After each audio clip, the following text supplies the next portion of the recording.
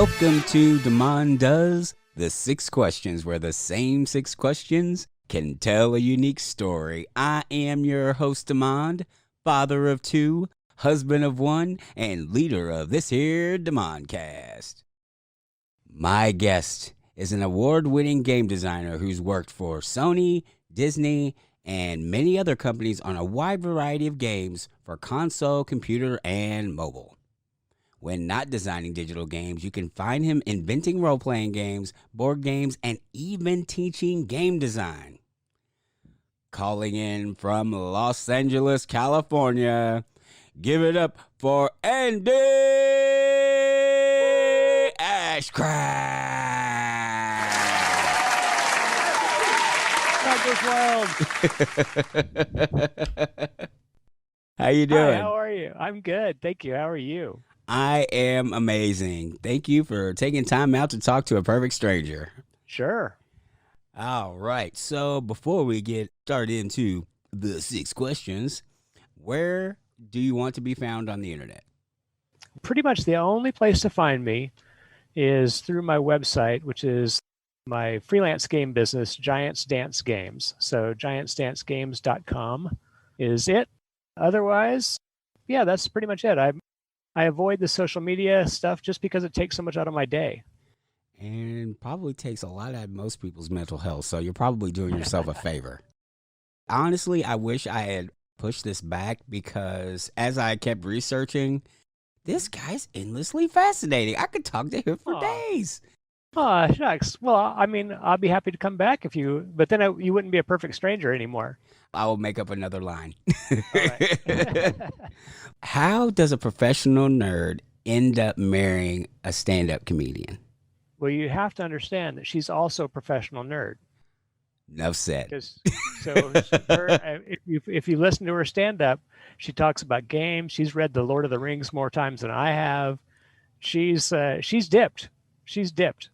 Wow, so she one was of us. Wow. She's absolutely one of us. Okay. Well, never mind then. She was just on some Twitch streaming thing playing some game the other day that I can't even keep track.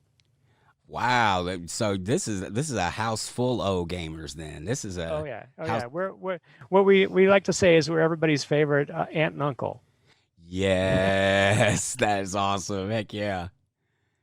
All right, my good man, are you ready to answer the 6 questions? I will give it my best shot. I hope they won't be too hard.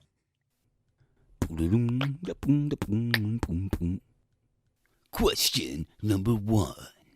When did you know you wanted to be a game designer? So here's how I got into games. I have my degree in graphic design, and I took some animation classes, and I was attempting to get into the industry as an artist. Okay. That's where I thought that my career would go based on what I had done so far. But the thing is as an artist, I'm not a great artist because I don't spend my time drawing or painting or doing the things that artists do. I spent my time making games. Well, okay. So here's what happened. A bunch of friends of mine, we used to do a bunch of LARPs. So now we're talking deep in the dork forest, right? We had run a bunch of Sandman games based on the comic books, Neil Gaiman comic books, and one of the gals that was playing in the games was playing Queen Titania, the Queen of Fairies, and she was very excited about playing this character, and she was talking it up. She was talking about this game with people that she worked with, and it turns out she worked as a temp secretary at a game company, and they were like, "Well, we need a game designer, right?" And so that's how I got my first step into this. And I had to convince them that, and she came and she gave them my information. And they contacted me, and I had to convince them because I didn't have anything on my resume at all about game design. So I had to convince them that I knew about games. So I ended up taking them to a local convention, talking about board games and role-playing games and card games and all this stuff. And I convinced them that I was the guy, and that's how I got in. And I designed my first game with those people, and 3 months later they went out of business. So that didn't, but I got my foot in the door, and I had something on my resume now. That's when that happened. Basically, I knew when somebody said, "Hey, this could be a job." Because it never occurred to me that, like game design as a professional job. I thought it was all just like, it was hobby board game stuff. I was doing hobby board game stuff. Look who won the pony. Right, exactly. You mean I get paid for this? My dad was great about this because he always told me, he said, son, and he always called me that.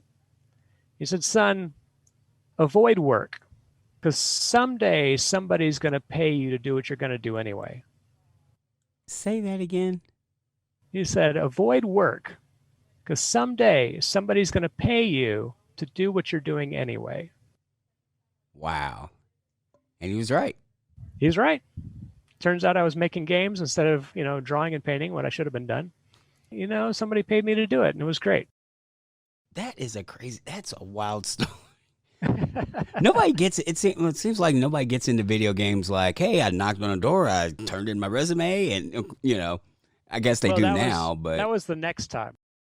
So after that ended, then I was like, well, I guess I'm a game designer now. So I basically blanketed the city with resumes. Every game design company, every game company I could find in the Los Angeles area, I sent them a resume.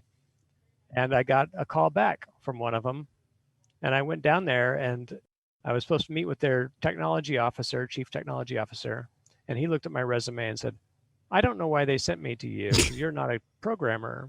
I'm like, no, I'm really not. But here's what happened. We just signed a contract with this fantasy writer. This guy named Raymond Feist wrote a bunch of fantasy novels.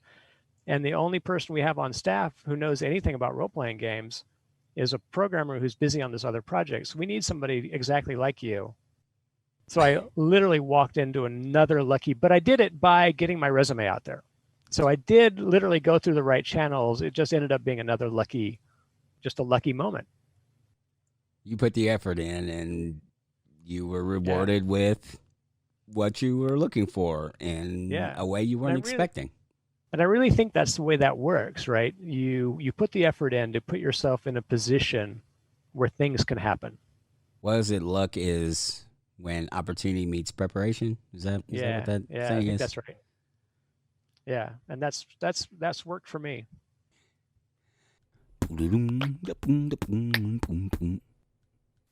Question number 2. What do you wish you had known when you first started out? That coincides with a lot of stuff I wish I knew now. There's so much to learn about game design. There's so much we're learning about game design even now. I've been in the industry, 20 some odd years, and it's still just wide open. There's so much to learn. There's so much about the way people think and the psychology of games and the way people see and express themselves is all, there's so much to learn. It's a good question, really. I guess I'd have to say to remember about player agency. Remember that players want to make choices. Players want to make choices about how their game ends and how things progress in their game. And there's a lot of games that you can see, there's a lot of games that don't really give players much agency at all. But players really appreciate given the agency and given the ability to make interesting decisions. Like that first game I was telling you about, Return to Krondor, the first one that came out, the role-playing game. So that first role-playing game, Return to Krondor, I look back on it now and I'm like, I'm pretty proud of it, but there's one major rookie mistake in it where it's a party-based role-playing game. You're playing these characters and they split up and you can spend a bunch of time with this group and then every other chapter goes and splits you to the other group and the other group is going along and the other group ends up, so you're playing with this first group and you're leveling them up and you're doing all that stuff. And with the second group ends up, this guy becomes, through the story, becomes like the avatar of a local god. And he's so much more powerful than the other characters. And this fell flat. This fell very flat with the players because they've spent all this time leveling up their other characters. And you've got this other guy, and you're still playing him, so you're still like in control of him. But what have you, like, it just completely annulled all the work that you've done with these other characters. So for a lot of people, it was like, wah, wah, Right, because you're going to use the god guy anyway. Right. I guess the lesson there is about, respecting the work that players put in. Mm-hmm. I think I'm still learning that lesson.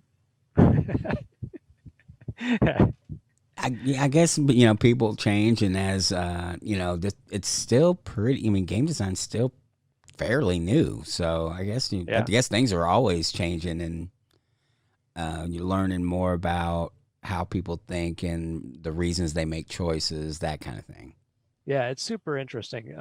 The amount of stuff that game designers are kind of need to have their hands in a little bit, whether it's psychology or graphic design or all of these things is there. You kind of need to know a little bit of about a lot of stuff.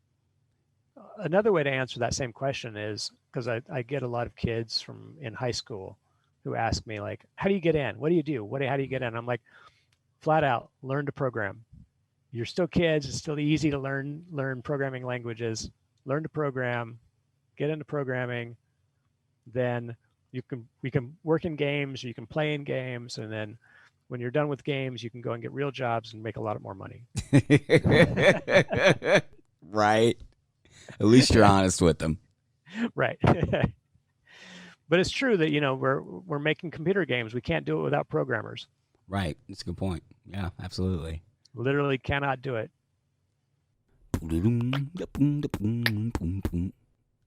Question number 3. What is your go-to order at your favorite hometown restaurant? And since you're a gamer, what's your go-to snack food for game night? I can answer the second one easy. I'm a cashews guy. I like nuts. A nice mix of nuts is great. Get some good protein in there. It's good for you, right? Right. Now, my hometown restaurant. I'm gonna plug the local the little local indie diner restaurant here in North Hollywood. Magnolia Grill is great, and there's a couple of things on their menu that you should always try. One is that they do a really amazing breakfast burrito, and they do make their own hot sauce. Get the firecracker hot sauce, and don't use very much of it because you're not going to need to. Oh. The other thing that they do really well is they make banana bread. They make their homemade banana bread. And whenever you get a salad there, and my favorite salad there is like a Mexican chicken salad. I forget what they're what they actually have it labeled as, but it's basically tortilla strips and chicken and salad stuff, and it's basically a chicken salad, a Mexican chicken salad. With that, you get an order of one of their breads. They make banana bread and zucchini bread and cheesy bread, a garlic bread.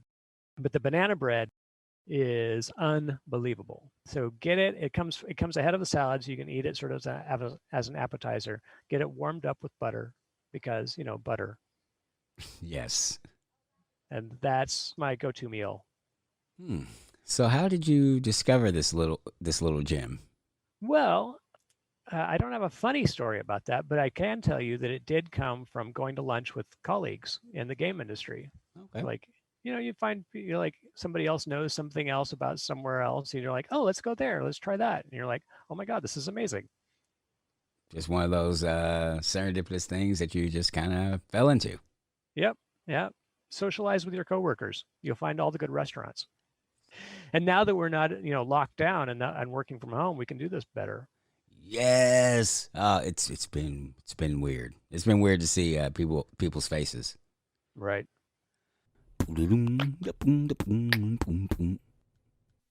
Question number 4.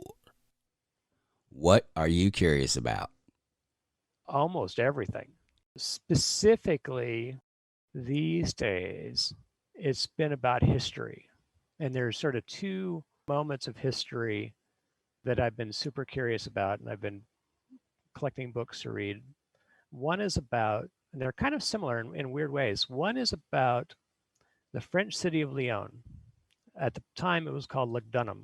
It was a Roman city at the time. It was basically the furthest city west for the Roman Empire.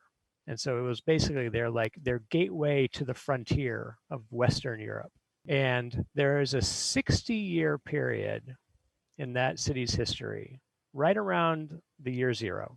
So I forget exactly when the dates are, but it's basically it basically sits, the 60-year chunk of time sits over the year 0. At the beginning of this 60-year period is when the Romans basically conquered the Gaulish people. There were hundreds of tribes of these Gaulish people around Western Europe, and they'd been fighting with the Romans for hundreds of years at this point. And there'd finally been one mass battle, and they'd finally basically surrendered and said, all right, fine. And then 60 years later, the Roman Empire allowed them, or basically said, the Gaulish people are full Roman citizens. So there was a 60-year period where they went from being basically a subjected people to full citizenry. The context of that is different from what I thought. So I thought, oh my gosh, that was so quick. Why did it? I wonder what was going on during that period of time. But in fact, it was really a long time, because the Roman modus operandi was to conquer people and make them citizens as fast as possible. 60 years was a long time for them to do that. So there was a lot of pushback. So I'm super curious as to what was going on in Lyon in this period of time. Like, what was happening to cause that 60 years to have, like, what was happening during that 60 years? How did you run across this information? Yeah. My wife and I visited Lyon 2 years ago. We went to France. One of the things we wanted to go to is Lyon. Lyon is a very beautiful city. I really liked Lyon. They have a museum there dedicated to the Roman, because it was a Roman city, and there's Roman ruins there, and there's a museum sitting there about with this Roman, and that's where I discovered this fact. And it was a big proclamation, to make the Gaulish people Roman citizens, and the local leaders there made a huge bronze plaque of it that still exists mostly.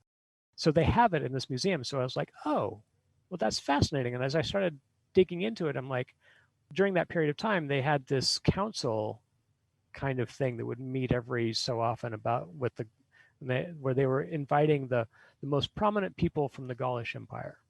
And we don't know what that means even. It could be Gaulish people, or it could be when Roman soldiers would get mustered out, when they'd retire, they would give them lands out in the frontier. So basically they were giving them Gaulish land. So these Roman soldiers would muster out and then they would get, as part of their retirement package, they would get a chunk of land out here in France or wherever, or Northern Italy or in Spain, or, these important Gaulish people might have been Romans, but we don't know. They might have been Roman people, the important Roman people who had been sent out and were basically occupying Gaulish lands. There's a game in here somewhere. Yeah.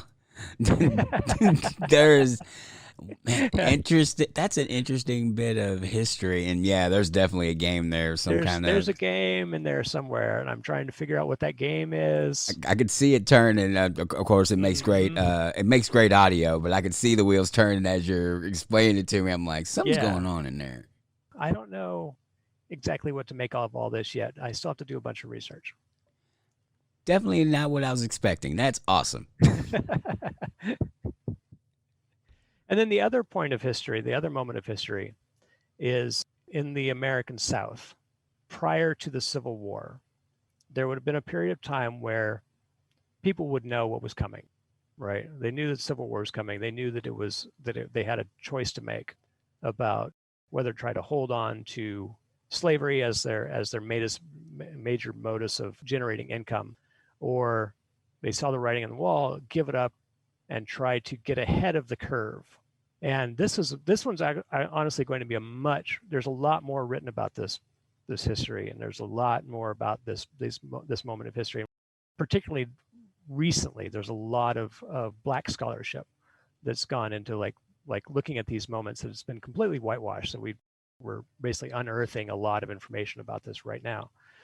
There's a game in there too, but I don't know that I'm the right person to make it. It might need to be somebody who's Black, honestly, to be able to make a game that's made about this period of time. It has to be done right, and it has to be done with so much care and so much historical accuracy, and also current cultural sensitivity to be able to say anything about that at all. That's not going to, it would be really hard for somebody like me to do it. But I'm super curious about that period of time and that period of time in history. Thank you for your sensitivity. I guess. Well, I think that's the right yeah, word. I think that's the right word I'm looking for. that's it seems like that's the least that I can do. And I always do the least I can do.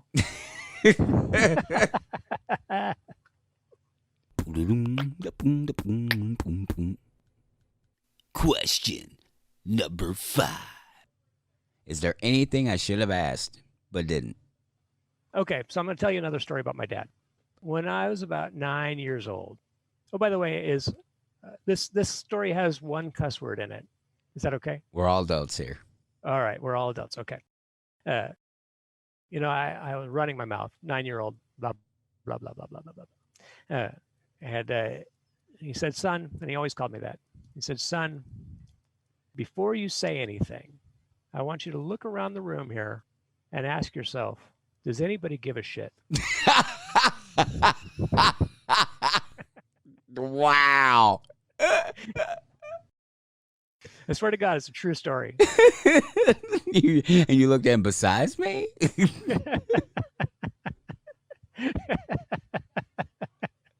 And I don't know whether this was a good thing or a bad thing, because now, in the age of like social media and everybody's got a blog and everybody's got a thing and everybody's got a thing, I think it's kind of hindered me because I haven't wanted to do a blog.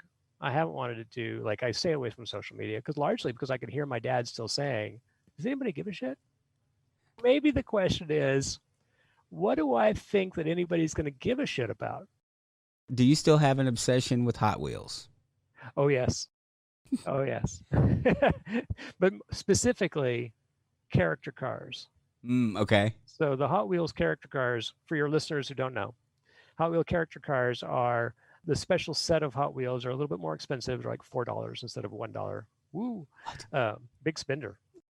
If you understand that the Batmobile is the car that Batman drives, the Batman character car is the car that Batman would be if he was a car. Okay. So there's a line of these for Star Wars. There's a line of these for Marvel Comics. There's a line of these for DC Comics. There's a smaller line for Looney Tunes. There's a smaller line for Hanna-Barbera cartoons. What would Winnie the Pooh be? And so they've answered that, and they've created this thing. And it turns out Winnie the Pooh is a cement mixer truck with the front of the truck kind of looks like his face, but instead of the cement mixer on the side, it's a honey barrel, right? They're super clever. Whoever's designing these cars is having such a good time, and I love them. I love everything about them. The Darth Vader car, like there's the little running board on the side of the car, there's lightsabers. Oh, that's awesome. That's great. It's so great. What are some of the other super clever things, like Han Solo? So they've made 4 different Han Solo cars. And they could have, because Hot Wheels does this all the time. They just do repaints for cars, like they'll take a car and it's it's painted this way, and then 2 years later they'll release it again and it'll be painted differently. But they could have done that. But they did actually 4 different molds. They're different cars altogether. They're all Han Solo cars. So there's a Han Solo car from like episode 4, and it's very clever. It's basically like it looks like a 1950s-ish kind of, maybe like a Thunderbird kind of roadster. It's that kind of like 1950s roadster. It has a single seat because Solo. Of course. The windshield for the seat is the windshield for the Millennium Falcon. So it's got that sort of rounded canopy in the front. It's got some straps around it that are meant to look like his holster for his gun. The engine block that pops up through the hood is actually his pistol. That's awesome. That is awesome. Super cool, right? All right. So by itself, it's super cool. There's a Chewbacca car that comes with it. He's like a flatbed truck with a crossbow in the back. It's great. And then when episode 7 came out, they came out with an old Han Solo. So it's basically the same kind of car, but it's a little bit longer. It's a little bit more beat up. There's no hood at all. So the hood is gone. You can just see into the engine block. And that's cool. And then they came out, then the Solo movie came out. So now they did a young Solo, and it's a little bit shorter, and it's in the brown jacket, and it's got a spoiler on the back. It's a little bit sporty. It's like, it's a sporty version of that car. And then they came out with the fourth one, and this one's the genius one. It's Han Solo in carbonite.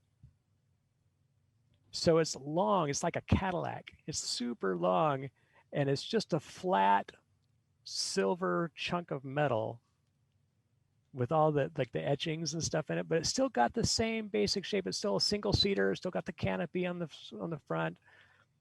You know, you could look at them all in line and go, that's the same idea, but taken in different way, and like different takes, 4 different takes of it from 4 different times in the series, and that's awesome. Whoever's designing those cars is having such a good time, and I am on board for all of it. That's awesome. That is really cool. That is really cool. At the same time, like there's literally exactly one Princess Leia car. Like, come on, guys. This is my, so now I'm speaking directly to Mattel. Mattel, get with it. Come on. Which one is it? We need some. It's the white with the buns. Oh, okay. Star Wars, yeah. Yeah, it's episode 4.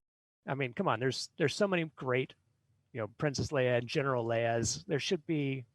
She had an iconic look in every movie that she was in. Like she always stood out. That's Yeah. Mattel's dropping the ball on that one. Right. I mean, a slave Leia at the very least, right? Oh boy. Like, well, that might be a little problematic in this day and age. Well, it's a car. What do you?